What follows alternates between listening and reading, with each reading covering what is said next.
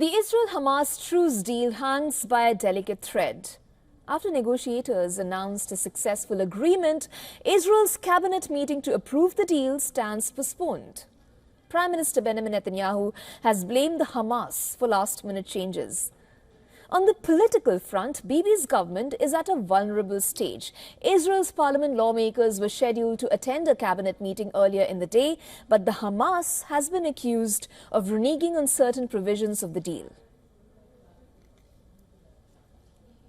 The Israeli government wants this deal to be finalized, but only a finalized deal, which is agreed to on all sides, can be brought to Israel's cabinet. It cannot be a deal which is correct in some places and not in others.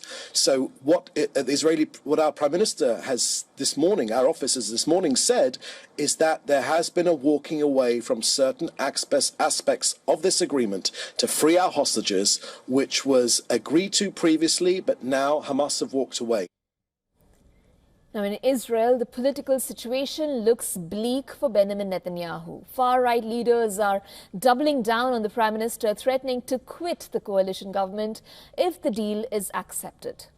The two primary leaders cornering Bibi are Ben-Gvir and Finance Minister Bezalel Smotrich. Finance Minister Smotrich and his religious Zionism party has demanded that the war in Gaza be resumed after phase 1 of the ceasefire deal. Else, the far-right leader has threatened to quit. While the Hamas has been publicly blamed for the delay, Israeli media reports suggest that the cabinet meeting got postponed because Bibi is trying to convince his finance ministry to not quit the coalition. Now, the Israeli government needs 61 of the 120-seat Knesset to remain in power. Currently, the ruling coalition has 68 seats. Netanyahu's Likud party has only 60, while Ben-Gvir and Smotrich together have 8. Should both these leaders and their parties quit, Bibi's government will fall. Netanyahu's political career already hangs by a thread, with 3 active trials ongoing, an ICC arrest warrant against him, and protests in Israel since 2023 calling for his resignation. The stakes are very high for Benjamin Netanyahu's political career.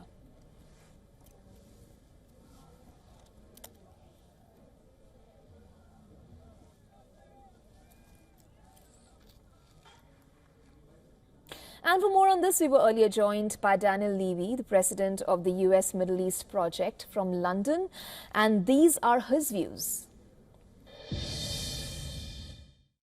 Netanyahu knew that political equation that you have talked about, that a deal causes him coalition problems, that he may lose that domestic political stability. That's a major reason Netanyahu did not want a deal. He was apparently not prioritizing the hostages.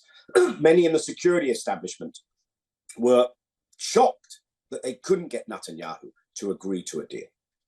Along comes Trump, and the crucial dynamics of the equation change. Why? I don't think because Trump either promised Netanyahu certain things, Netanyahu thinks he can get those things anyway, or because Trump put pressure and threatened him. I think Netanyahu saw that here is a president who acts like the leader of a superpower, not someone that Netanyahu can wrap around his little finger. And therefore, Netanyahu was worried that the threat from Trump, not to Israel's occupation or its settlements, but to Netanyahu's personal political narrow interests, that this could be a real problem. And therefore, Netanyahu found himself at this crunch moment.